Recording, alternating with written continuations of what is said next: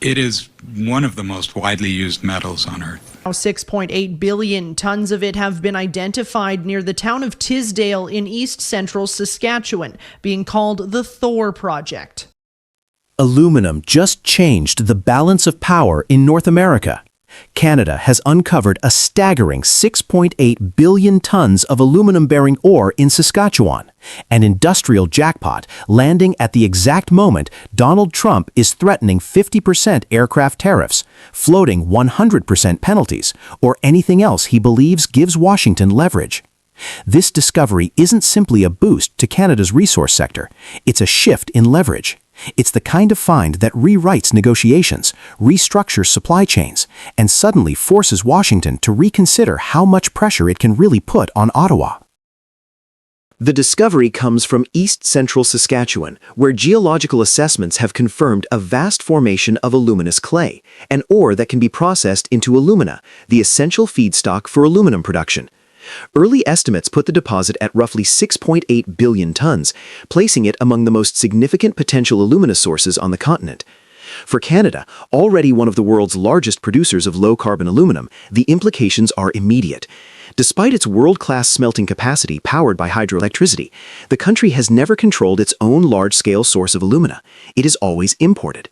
The idea that Canada could supply, refine, and smelt aluminum domestically, entirely within its own borders, is something industry leaders have been trying to realize for decades. This breakthrough arrives against a tense backdrop. Donald Trump is midway through his second term, pushing tariffs as the primary tool of U.S. economic policy. His threats now stretch from a 50% tariff on Canadian aircraft to 100% levies on broader exports if Ottawa builds stronger ties with China. Canada's retaliatory measures have pushed the relationship close to a full-scale trade confrontation. And as supply chains across North America try to absorb the shock, Canada has been searching for ways to reduce its exposure to sudden tariff attacks. This discovery lands exactly where Canada needs it most. The discovery of 6.8 billion tons of aluminum-bearing ore is far more than a geological milestone for Canada. It fundamentally alters the foundations of the country's aluminum industry. Until now, Canada's position as one of the world's top aluminum producers has rested on an unusual imbalance. The country excels at refining and smelting, yet it has never possessed its own domestic source of bauxite. For decades, that gap forced Canada to import alumina and aluminum ore from countries like Brazil and Guinea to feed its hydro-powered smelters, creating a quiet but persistent strategic vulnerability.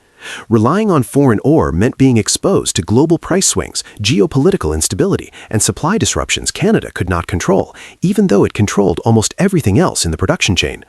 Once those imported feedstocks reached Canadian smelters, they were transformed into high-quality, low-carbon aluminum, which then became essential to American manufacturing.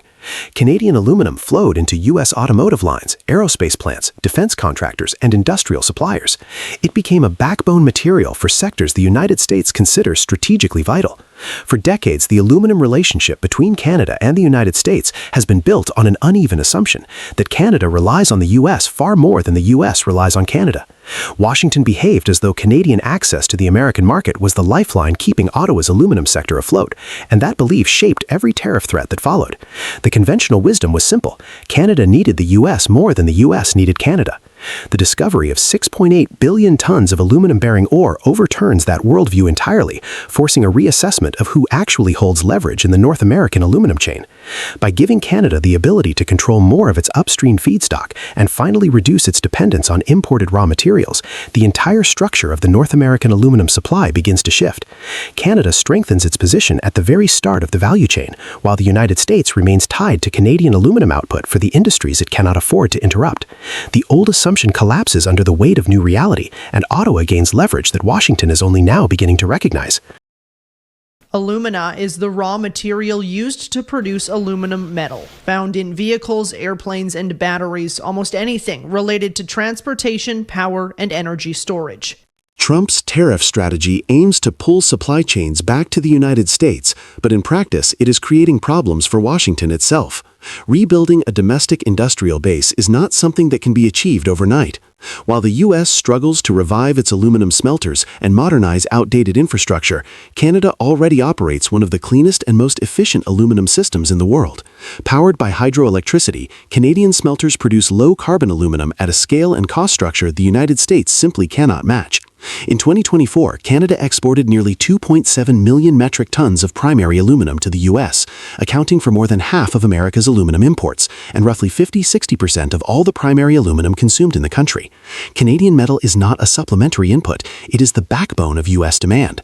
American manufacturers depend on that supply across critical sectors: automotive bodies, aerospace structures, defense platforms, electrical components, and industrial machinery. U.S. smelters cannot meet those needs at competitive cost, and without steady Canadian infins, American producers face higher prices, longer lead times, and tightening supply chains, pressures already reflected in rising import premiums as tariff tensions escalate. The United States does not produce nearly enough aluminum to meet its own needs, which means that no matter what Trump wants, the raw materials required for EVs, aircraft, and grid expansion will still end up flowing through Canada. The discovery of 6.8 billion tons of aluminum-bearing ore in Saskatchewan does more than reshape Canada's supply chain, it reshapes its leverage. As the 2026 USMCA review approaches, aluminum sits at the center of nearly every American ambition in EVs, aerospace, and advanced manufacturing.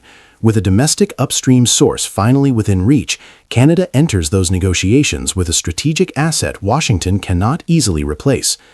This new position also fits the direction of global markets. Europe and Japan are moving quickly toward long-term procurement of low-carbon materials, and Canada's hydro-powered smelting already ranks among the cleanest in the world. If domestic alumina refining is added to that system, Canada becomes one of the most attractive suppliers in the global metals landscape, just as the U.S. struggles with older, higher-emission facilities and uncertain industrial policy. At the national level, the Saskatchewan discovery transforms more than a single industry. It turns the province into a long-term strategic pillar for Canada's industrial and security planning, supporting new investment, infrastructure, and jobs. And it signals something larger. Canada is no longer navigating North American trade dynamics from a position of vulnerability. It is building new leverage at the exact moment the United States is least able to replace what it depends on. The discovery of 6.8 billion tons of aluminum-bearing ore gives Canada something it has never had: a secure upstream supply for one of its most important industries. That alone shifts the balance. Canada gains stability and long-term control. The United States faces a future where it cannot meet industrial demand without Canadian metal. Washington can threaten new tariffs, but tariffs do not replace ore bodies or build smelters. Canada now holds a resource the U.S. cannot quickly substitute, and that changes the terms of every economic decision ahead. The real question now is simple. If Canada now controls the metal America cannot replace, what happens when Ottawa finally decides to use that leverage? Canada has been shifting aluminum exports to non-U.S. markets, and that single move has just exposed the biggest flaw in Donald Trump's tariff strategy.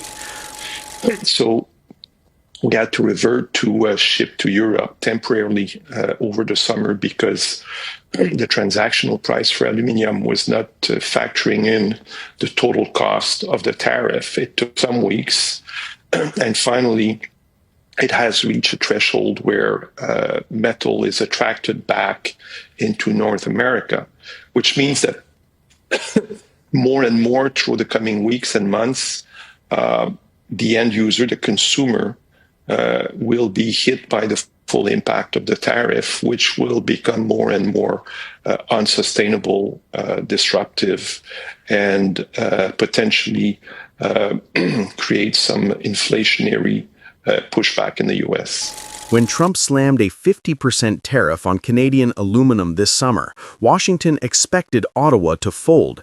Instead, Canada calmly redirected nearly half of its aluminum flow to Europe, avoided massive financial losses, and forced the United States to confront the true cost of its own protectionism. As Canada pivoted outward, North America's supposedly integrated supply chain began to crack. U.S. manufacturers faced higher costs, consumers absorbed rising prices, and the political narrative Trump tried to control slipped away. Months later, Canadian aluminum is flowing back into the U.S. market, but only because Americans finally accepted a permanently higher price tag. What Trump intended as punishment has now evolved into a textbook example of how Canada adapts, survives, and ultimately gains leverage in a global economy increasingly shaped by strategic resilience. The situation with a 50% tariff is highly disruptive for an integrated value chain, industrial value chain like we have in North America. So we were basically losing money shipping to the US. We lost about $600 million over a matter of weeks, which brought Canada, the Canadian producers, to ship or to avoid shipping about 45% of the metal that normally goes to the US, keeping some in Canada and shipping some to Europe. In June 2025, the Trump administration raised tariffs on Canadian aluminum to 50% under its revived America First industrial strategy. The White House framed the measure as economic self-defense, insisting that Canada was flooding the U.S. with cheap metal. But aluminum isn't optional for American industry. It is an essential input for cars, packaging, aviation, construction, and clean energy systems. And the reality is embarrassingly simple. The U.S. cannot meet its aluminum demand without Canada. When the tariff hit, Canadian producers immediately faced the risk of losing hundreds of millions of dollars in a matter of weeks. They made the rational choice: stop shipping to a distorted market. Roughly 45% of Canada's usual aluminum exports to the United States were pulled back. Some of that metal remained inside Canada, but a significant portion moved to Europe, where long-established commercial relationships made the transition smooth. Canada avoided immense losses, protected full production capacity, and preserved stability in its industry. Throughout the summer, the U.S. market slowly adjusted to the tariff. Prices climbed. Manufacturers complained. And only once American buyers began absorbing the true cost of Trump's decision did Canadian aluminum start returning to the United States, this time at a higher price, with consumers footing the bill. This aluminum pivot tells a larger story about political power, economic strategy, and the limits of American protectionism in 2025. The first lesson is that Canada has options, far more than Trump expected. His team assumed Canada had no alternative market and would be forced to sell into the United States at a loss. That was wrong. Canadian smelters are overwhelmingly located near the coast, meaning they can load ships and reach Europe, Asia, or South America without friction. Canadian companies already have deep footprints in Iceland, Norway, and other European regions, allowing them to redirect production almost instantly. When the U.S. closed its door, the global market opened another. Europe absorbed nearly double its usual volume of Canadian aluminum during the summer months, confirming that Canada is not trapped in a North American bubble. The tariff accelerated diversification, and Canada became stronger because of it. The second lesson is that Trump broke the very supply chain he claimed he was protecting. For decades, North America operated under an unwritten agreement. Canada produced clean, stable, reliable aluminum, and the United States consumed it. Trump shattered that balance overnight. Industry leaders on both sides of the border warned that a 50% tariff was unsustainable for an integrated industrial system. They were right.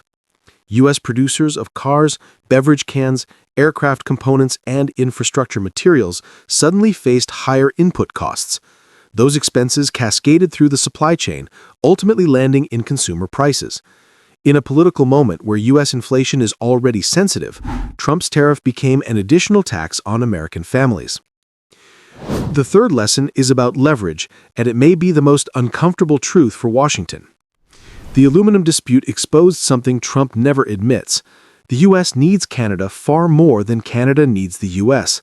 America simply does not have enough domestic aluminum capacity to replace Canadian supply. Turning to other foreign suppliers is complicated.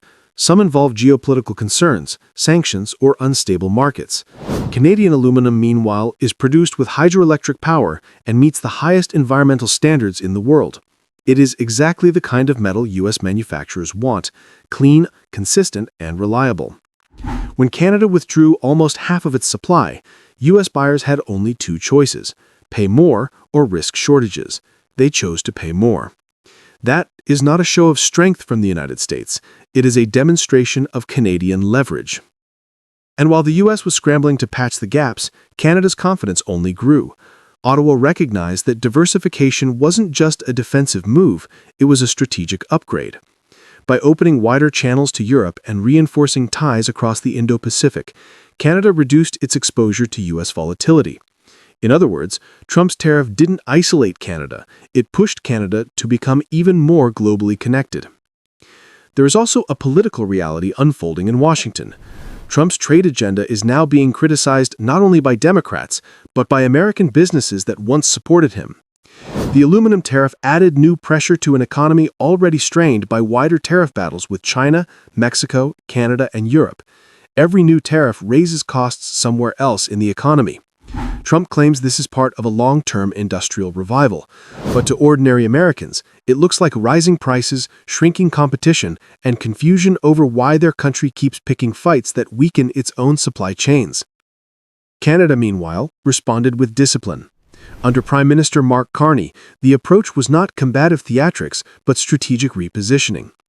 Ottawa allowed the market to do its work. Producers were given the freedom to redirect exports. Diplomatic channels stayed open. Canada avoided the emotional escalation that Trump often relies on. And in the end, Canada emerged as the more stable, more predictable, and more globally connected economy. The aluminum pivot also reinforces a broader trend in 2025. Canada is becoming the calm anchor in a turbulent global landscape. Investors see it, manufacturers see it, and even American companies now recognize that Canada remains one of the world's most reliable industrial partners, even if their own government treats us like a target rather than an ally. The aluminum tariff was supposed to be Trump's demonstration of strength. Instead, it exposed the vulnerability of America's industrial system and the resilience of Canada's. Canada avoided the economic hit Trump intended, expanded its global connections, strengthened its market position, and ultimately sold its aluminum back to the United States, but only once Americans accepted the higher cost. This dispute leaves a clear and unavoidable question: if a single tariff can fracture North America's supply chain and push U.S. prices higher, what happens when Trump's next round of protectionism arrives? Because one thing is now certain: Canada can adapt, Canada can pivot, Canada can find new markets. The real instability is coming from the South, and the world is beginning to notice.